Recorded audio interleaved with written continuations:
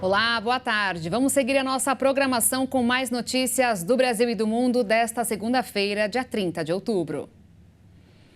O continente africano, considerado o berço da humanidade, deve ser o principal responsável pela expansão da população mundial nas próximas décadas, dobrando seu número de habitantes, enquanto o resto do mundo envelhece. A previsão da ONU é de que a África passe dos atuais 1 bilhão e 200 milhões de pessoas para 2 bilhões e meio em 2050, o que significa 25% dos habitantes no mundo. A curva de crescimento populacional do continente será 2 vezes mais rápida que a registrada no sul da Ásia e quase 3 vezes mais do que da América Latina. Ao mesmo tempo que nos países mais ricos as taxas de natalidade têm caído a cada ano, na África, o nascimento de bebês vem crescendo exponencialmente. Se trata de uma expansão de dimensão sem precedentes, até em comparação com a China. Em 1950, por exemplo, a população do continente correspondia a menos de 10% do total mundial. Em 100 anos, a Ásia terá o seu crescimento populacional multiplicado por 4,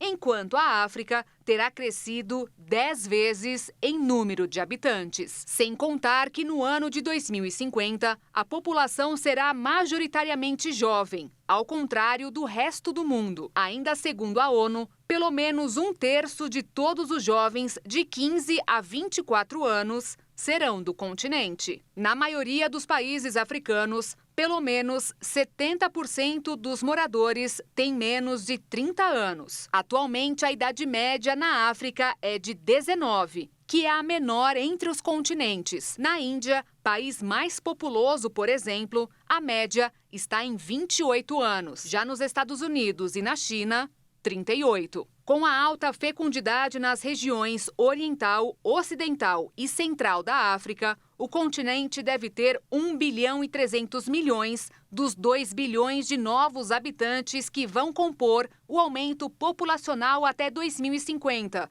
quando o mundo deve ter 10 bilhões de habitantes. Dessa forma, tanto a África Oriental como a Ocidental passarão a ter populações maiores do que da Europa. E esse crescimento populacional do continente africano pode mudar a geopolítica global e ampliar a influência política da região no resto do mundo, que atualmente é quase nula. Por outro lado, haverá um aumento em relação ao desafio de superação da pobreza e da insegurança alimentar, uma vez que a região não está preparada economicamente para essa expansão. A conta de luz não vai subir de preço no mês que vem. A Agência Nacional de Energia Elétrica informou que vai manter a bandeira verde das tarifas, o que significa que não haverá adicionais. Segundo a ANEEL, não será necessário mudar o padrão tarifário, porque as hidrelétricas estão suficientemente cheias para gerar energia. E vamos agora ao Minuto da Economia desta segunda-feira.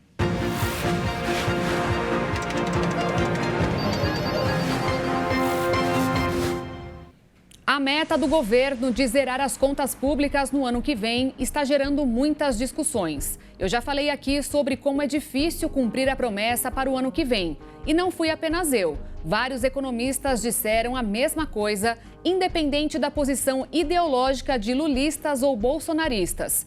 Quando um governo precisa arrumar as contas, e acho que ninguém faz isso até hoje, o que importa é a economia em crescimento, o que gera arrecadação e dinheiro para investir, manter programas sociais e pagar as contas. Também ninguém faz isso até hoje. E só aumentam os gastos. A declaração do presidente Lula na semana passada, quando desautorizou o ministro da Fazenda, Fernando Haddad, ao afirmar que os gastos sociais não podem ser alterados e, por isso, um pouquinho de saldo negativo não faz mal, está pesando hoje na Bolsa de Valores, no dólar, e poderá até respingar na reunião desta semana do Banco Central para definir a taxa de juros. Até porque, se o orçamento de 2024 for alterado para a fixação de uma nova meta, quem vai acusar o golpe será o mercado externo. É assim que funciona. Mas, como bom político, hoje o ministro disse que o Lula não desistiu da meta fiscal. depois de uma reunião com o presidente, afirmou que ele apenas constatou problemas no horizonte.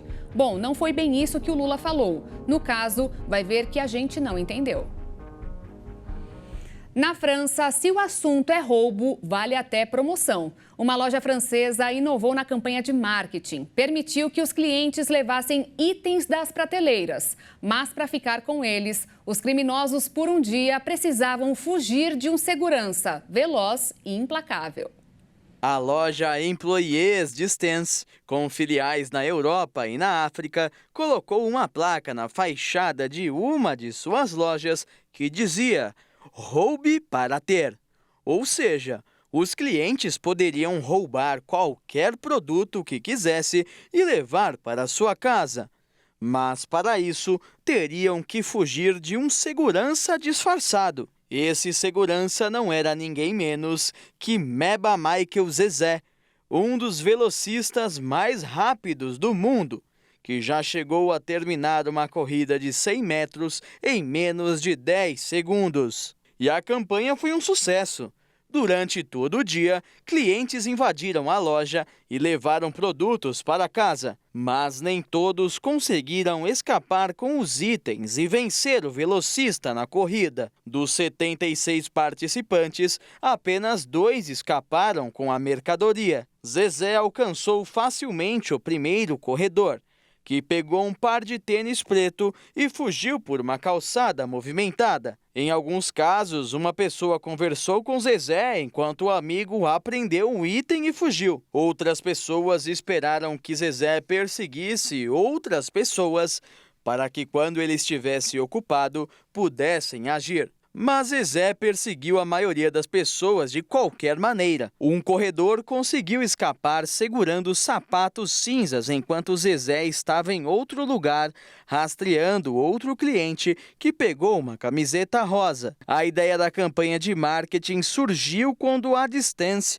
e a sua agência de publicidade parisiense queriam construir uma campanha viral, sem se importar com a possibilidade de perder alguns itens para gerar a publicidade. Foi nesse momento que um dos diretores da agência leu notícias sobre Zezé arrecadando dinheiro e procurando patrocinadores para as Olimpíadas de 2024, que será realizada na própria França, e achou que a publicidade de um comercial poderia ajudar o velocista tanto quanto ajudaria a Distance. O evento não foi divulgado pela loja com antecedência, com medo de que milhares de pessoas tentassem levar mercadorias. Essa não foi a primeira vez que a loja adotou uma abordagem criativa de publicidade. Em setembro de 2021, a marca divulgou um vídeo de corredores parecendo ativar câmeras de Paris destinadas a capturar motoristas que excedem o limite de velocidade estabelecido nas rodovias, de 30 km por hora. E preste atenção nesta informação. Agora é o Procon de São Paulo que está alertando que não manda e-mails nem SMS. A notícia foi divulgada porque várias pessoas estão recebendo mensagens sobre denúncias ou processos com a orientação para que cliquem e abram as mensagens. E com a fachada do Procon. Isso é golpe, coisa de hacker. Aliás, existe uma recomendação geral para nunca abrir links enviados com anexos. Todos os problemas devem ser resolvidos diretamente no site de qualquer empresa. Engenheiros de uma universidade do Canadá estão desenvolvendo uma pele de robô que pode ajudar para cobrir próteses e na interação homem-máquina.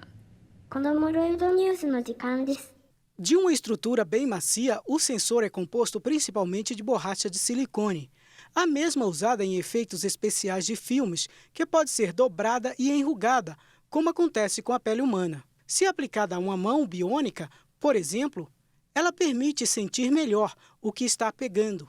Para responder com destreza e precisão aos estímulos táteis, os pesquisadores da Universidade da Colômbia e do Instituto de Robótica da Honda explicam que o sensor usa campos elétricos fracos parecidos com os das telas de celulares. A pele de um robô ajuda uma pessoa com prótese a segurar um ovo ou um copo de plástico com água sem esmagar ou deixar cair.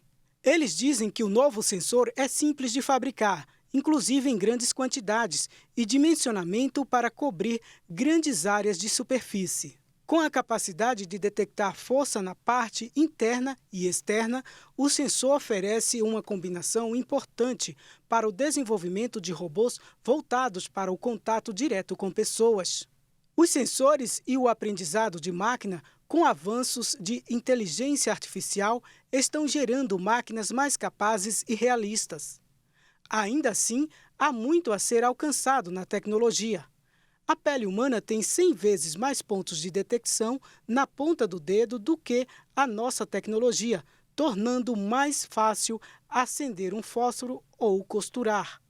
Com mais melhorias em sensores e inteligência artificial, os robôs poderão ficar ainda mais parecidos com os humanos, o suficiente para trabalharem melhor, interagindo e em um mesmo ambiente com as pessoas. E eu fico por aqui, obrigada pela sua companhia. Mais notícias daqui a pouquinho às 6h30 com a Maria Alice Dias. Às 10 da noite eu volto ao vivo ao lado de Alexandre Jaqueto e espero por você. Desde já uma excelente semana. Tchau.